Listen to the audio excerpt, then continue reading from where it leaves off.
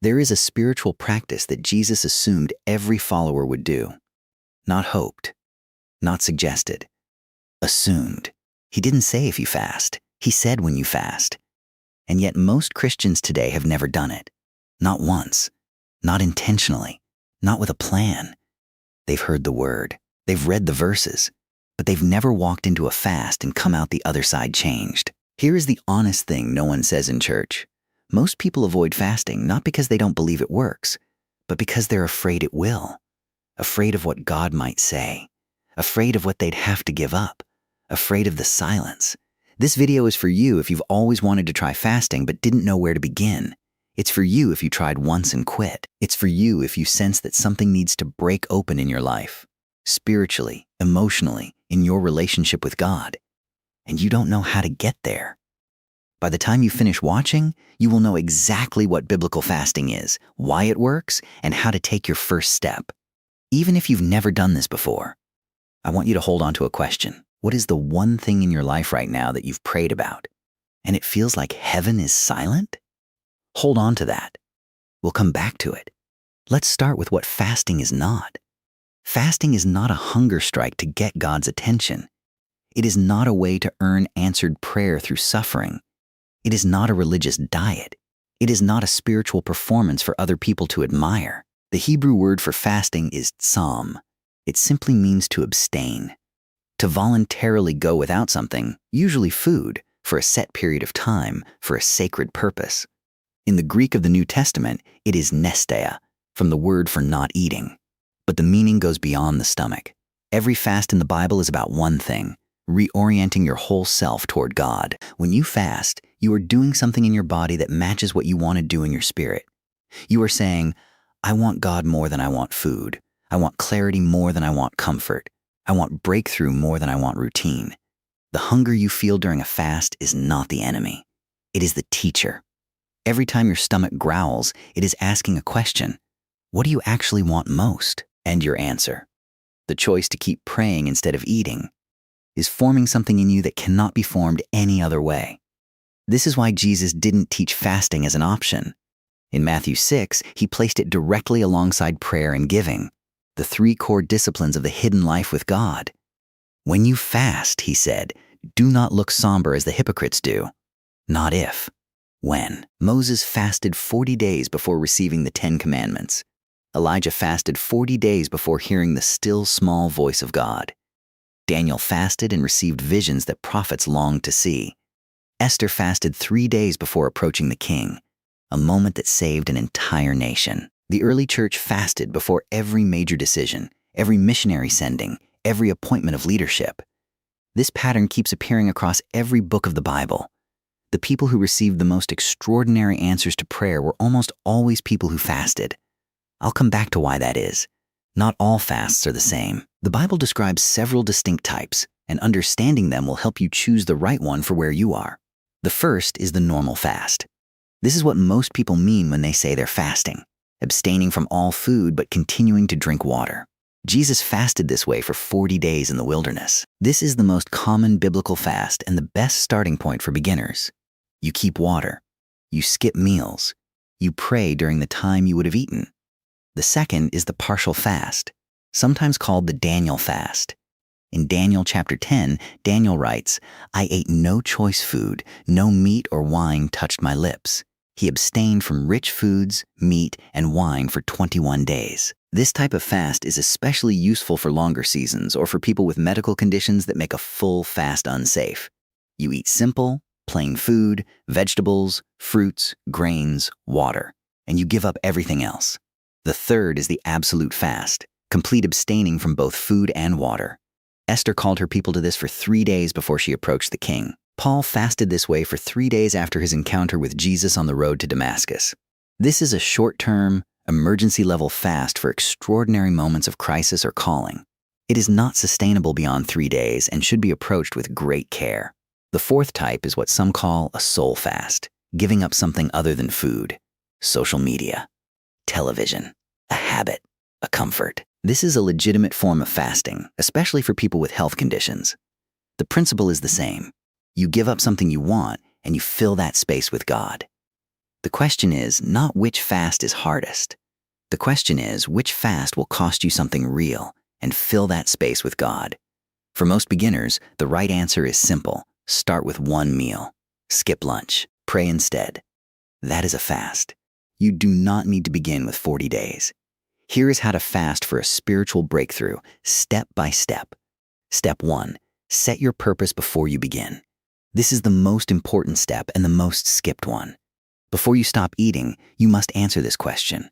What am I believing God for? Not a vague sense that things need to improve.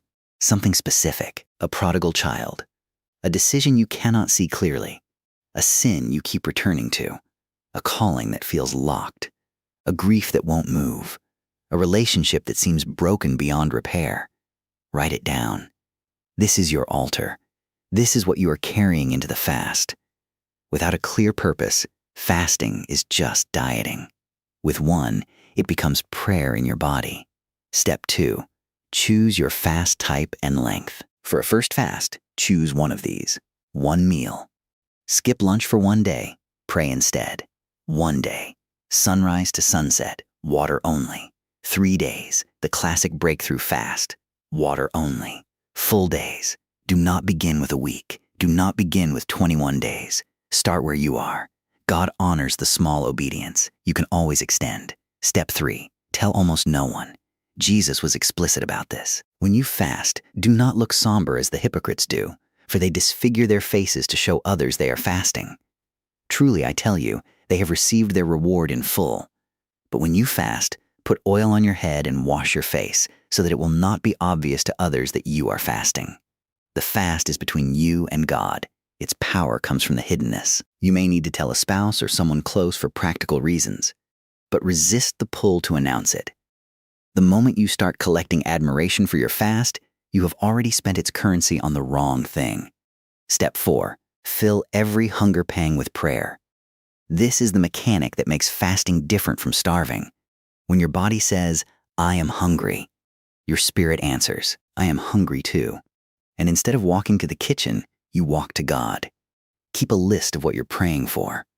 When the hunger hits, and it will, hard, usually around hour 4 and hour 14, pull out the list. Pray out loud if you can. Pray through Scripture. Pray for the specific breakthrough you named in step 1. The hunger is not a problem to manage. It is a prayer prompt. Every time your stomach speaks, God is giving you an invitation. The discipline is to answer in the right direction. Step 5. Prepare your body before and after.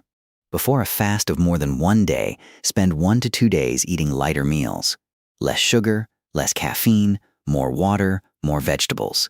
This reduces headaches and physical discomfort during the fast. Caffeine withdrawal causes severe headaches for most people. If you drink coffee daily, begin reducing it 2 to 3 days before your fast starts. After the fast, do not immediately eat a large meal. Break a 1-day fast with fruit juice or light broth. Break a 3-day fast over 2 or 3 small meals before returning to normal eating. Your body needs to re-enter eating gently. Many people have broken a powerful fast by immediately celebrating with a feast and spent the next 6 hours regretting it. Step 6. Expect resistance. This is the part no beginner's guide tells you. When you begin a fast, things often get harder before they get better. You will feel irritable. You will feel a strange urgency to check your phone. You will suddenly remember 17 urgent tasks you need to handle right now. Temptation will often intensify in the first 24 hours. This is not a sign that fasting doesn't work. It is a sign that it does. You are entering spiritual territory. The distraction is not random. Push through it. The breakthrough is usually on the other side of the resistance, not in the comfortable hours. Remember the question I asked at the beginning? The thing you've prayed about that feels like heaven is silent? That is exactly what you bring to a fast. Not as a demand, but as a declaration. I want God's answer more than I want my next meal. The Bible does not promise that every fast produces a dramatic sign in the sky, but it does show a consistent pattern. Fasting moves things that prayer alone sometimes doesn't. Daniel prayed for 3 weeks and nothing happened. He fasted. On day 21, an angel arrived and said, "Since the first day that you set your mind to gain understanding and to humble yourself before your God, your words were heard." The answer was dispatched on day 1. It took 21 days to arrive. The fast was not what started the answer. It was what sustained Daniel in the waiting. Joel 2:12.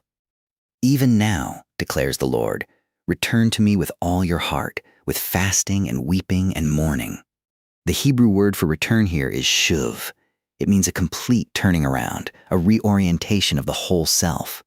Fasting is how you turn your body in the same direction as your prayer. Isaiah 58 is the great fasting chapter of the Old Testament. God speaks directly about what a true fast looks like. Is not this the kind of fasting I have chosen? To loose the chains of injustice and untie the cords of the yoke, to set the oppressed free and break every yoke? He then makes an astonishing promise to those who fast this way. Then your light will break forth like the dawn, and your healing will quickly appear. Light breaking forth like the dawn. Healing appearing quickly. Your prayers heard before you finish speaking. The Bible never describes fasting as a tool to get things from God. It describes it as a way to become so close to God that you stop wanting the wrong things and start receiving the right ones. The pattern is the same everywhere in Scripture. The people who fasted were not people who had no faith. They were people whose faith was so real that they were willing to back it with their bodies. Not to earn God's favor, but because when you truly believe something is at stake, you fast. The body knows what words sometimes cannot say. You do not need to be a spiritual giant to begin. You need a day and a decision. Here is the simplest version of your first fast. Choose tomorrow. Or choose the next Monday. Pick one day. Skip breakfast and lunch. Drink water. When breakfast time comes, pray for 5 minutes about the thing you wrote down, the specific breakthrough you are believing for. When lunchtime comes, pray again. Read one of these passages. Isaiah 58, Matthew 6:1-6, 1:8, Daniel 10. In the afternoon, write in a journal. Not what you want God to do, but who you believe God is. Eat dinner. Break the fast gently, with gratitude. That is it. That is a fast. And something begins there that does not begin anywhere else. The Hebrew scholar and Rabbi Abraham Joshua Heschel wrote, "Prayer is our humble answer to the inconceivable surprise of living." Fasting is what happens when prayer becomes so urgent that words are no longer enough. You have prayed. You have hoped. You have waited. Now add your body to the prayer. The prophet Isaiah heard God say, "When you call, I will answer. When you cry for help, I will say, here I am." The condition that precedes that promise is not perfection. It is presence, not religious performance. Simply coming, fully, hungrily, with everything you have. You are not going to God empty. You are going hungry. And hungry is exactly the right way to arrive. You now know what fasting is, not a religious ritual, but a physical prayer, a way of saying with your body what you mean with your soul. You know the types. The normal fast, the Daniel fast, the absolute fast, the soul fast. You know that a first fast can be one meal, one day, or 3 days, and that God honors the small obedience as much as the large one. You know the 6 steps. Set your purpose, choose your fast, tell almost no one, fill every hunger pang with prayer, prepare your body before and after, and expect resistance. And you know what the Bible shows consistently. Fasting does not change God. It changes you. It tunes you to a frequency where you can hear what was always being said. The breakthrough you are looking for may not arrive on the day you fast, but something will shift. Something always shifts. Every person who has ever fasted sincerely has said the same thing on the other side. I cannot fully explain what happened, but I am not the same. That is the invitation. And maybe the thing you've been praying for has been waiting, not for you to find the right words, but for you to show up, hungry, and let God be enough.